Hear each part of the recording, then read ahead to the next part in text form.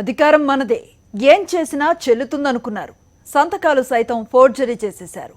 ఓట్లు దండుకునేందుకు అడ్డగోలుగా ఇళ్ల పట్టాలిచ్చేసి అందినంత దోచుకున్నారు. అధికారాన్ని అడ్డం పెట్టుకుని కుప్పంలో చంద్రబాబు అనుచరగణం చేసిన అవినీతిపై సాక్షి ఎక్స్క్లూజివ్ స్టోరీ.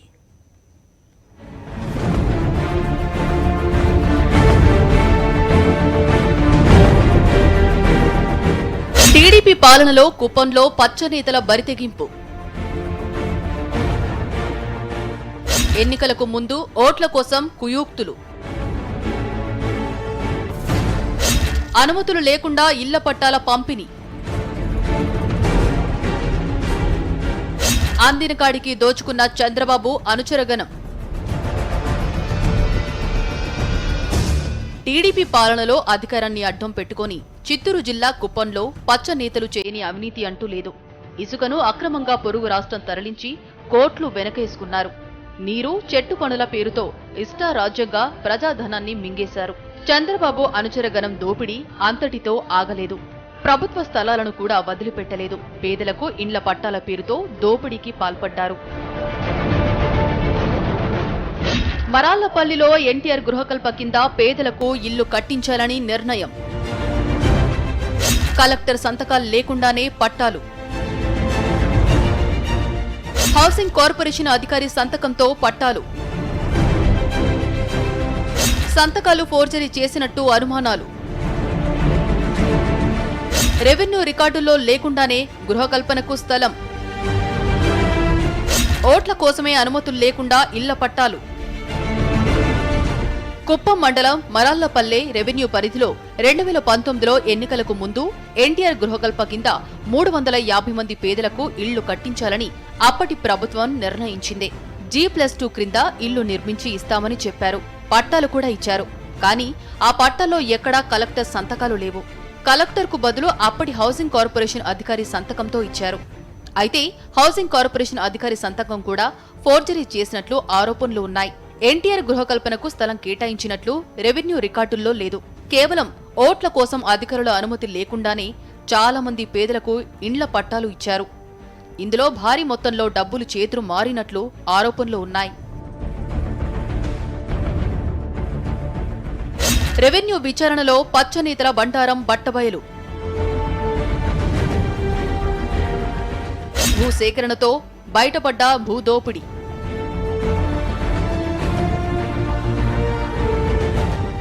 అనుమతి లేకుండా పట్టాలు ఇచ్చినట్లు నిర్ధారణ.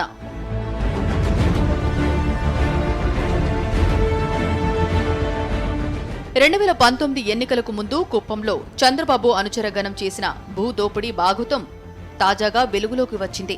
సీఎం జగన్మోహన్ రెడ్డి ప్రభుత్వం రాష్ట్రంలో పేదలకు ఇళ్ల పట్టాలు ఇవ్వాలని నిర్ణయించారు. ఇందులో భాగంగా 2 నెలల నుంచి రాష్ట్రంలోని అన్ని పట్టణ గ్రామ ప్రాంతాల్లో రెవెన్యూ అధికారులు భూసేకరణ జరిపారు. ఇందులో భాగంగా కుప్పం మండలం పరాళ్లపల్లె రెవెన్యూ పరిధిలో సర్వే చేశారు. ఈ సర్వేలో టీడీపీ నేతల భూభాగోతం వెలుగులోకి వచ్చింది. ప్రభుత్వ పాఠశాలలు, ఆసుపత్రులకు కేటాయించిన స్థలాలకు కూడా అప్పట్లో టీడీపీ నేతలు బోగస్ పట్టాలు సృష్టించి ఇచ్చారు. అనుమతులు లేకుండా వేసిన పునాదులను రెవెన్యూ అధికారులు తొలగించారు.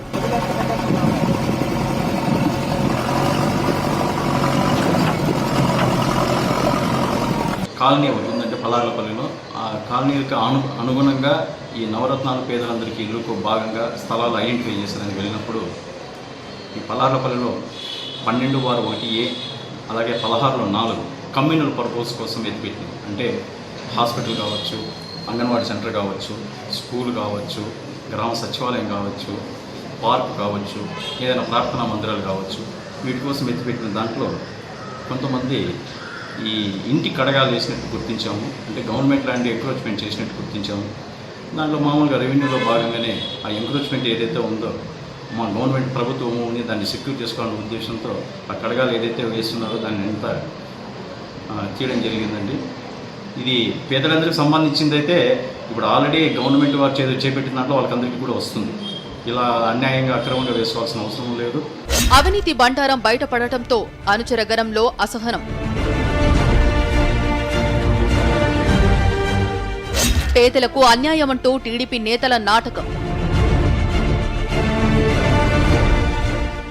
కుప్పం తహసీల్దార్ కార్యాలయం ముట్టడి.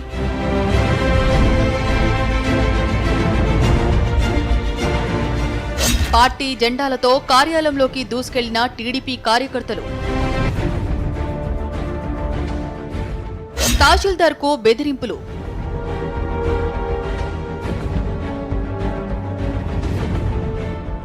కుప్పంలో తమ అవినీతి బండారం వెలుగు చూడటంతో చంద్రబాబు అనుచరగరం తట్టుకోలేకపోయింది. పేదలకు అన్యాయం చేస్తున్నారంటూ కుప్పం తహసీల్దార్ కార్యాలయాన్ని టీడీపీ నేతలు ముట్టడించారు. అనుమతి లేకుండా టీడీపీ జెండాలతో కార్యాలయంలోకి చొరబడ్డారు. తహసీల్దార్ను బెదిరిస్తూ చంద్రబాబుతో మాట్లాడండి అంటూ ఎంఆర్ఓ సురేష్ బాబుకు బలవంతంగా ఫోన్ ఇచ్చారు.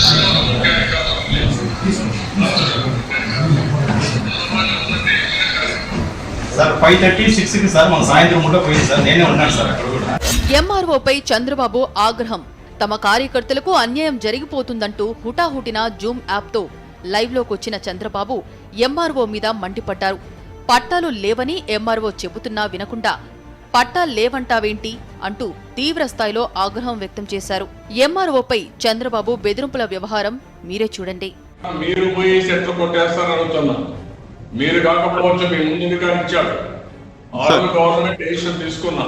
అదే సార్, వాళ్ళ దగ్గర పట్టాలు కూడా లేవన్నారు సార్. వాళ్ళు అడిగితే ఉన్నాయి కదా, ఇక్కడ పట్టాలు లేవని అంటారు. తప్పు కదా, అది ఉన్నాయి చూడండి. సరే సార్, సరే సార్, చూస్తాను సార్. చూసి కమ్యూనల్ ల్యాండ్ కాకుండా వేరే ఏదైనా కూడా అలాట్ చేస్తాను సార్. మీరు ఏం చేస్తారో తెలియదు, మీ క్లియర్ ఇవన్నీ చేయొద్దండి. అలాగే అలాగే సార్, అలాగే. విషయం ఏమిటో కూడా పూర్తిగా తెలియకుండానే చంద్రబాబుతో మాట్లాడనని, విధుల్లో భాగంగానే మరల్లపల్లిలో అనుమతులు లేకుండా వేసిన పునాదులను తొలగించామన్నారు ఎంఆర్ఓ. కొంతమంది కార్యకర్తలు వచ్చారండి. వచ్చి స్ట్రైట్ అవే గౌరవనీయులు చంద్రబాబు నాయుడు గారు మాట్లాడతారని అని చెప్పి జూమ్ మీటింగ్లో తీసుకొచ్చారు. సబ్జెక్ట్ ఏదో నాకు కూడా గుర్తులేదు. సబ్జెక్ట్ 4-5 రోజుల కిందట మేము రివిషన్ చేసాం. అది మామూలుగా రెవెన్యూలో మామూలుగా బాగానే చేసాం. సడన్గా వచ్చేసి చంద్రబాబు నాయుడు గారు మాట్లాడుతున్నారు, ఇది చేయడం తప్పు, ఇది అని చెప్పుకుంటూ వచ్చారు. మేమైతే మటుకు వాస్తవంగా గవర్నమెంట్ ల్యాండ్ ఆక్రమణ జరిగిందని ఉద్దేశంతో మేము ఎవిక్షన్ చేయడం జరిగిందండి. టీడీపీ పాలనలో బోగస్ ఇంటి పట్టాల పంపిణీలో చంద్రబాబు కుప్పం పిఏ మనోహర్తో పాటు కుప్పం ఇన్ఛార్జ్ మ్యూనిరత్నం పాత్ర ప్రధానంగా ఉన్నట్లు ఆరోపణలు ఉన్నాయి.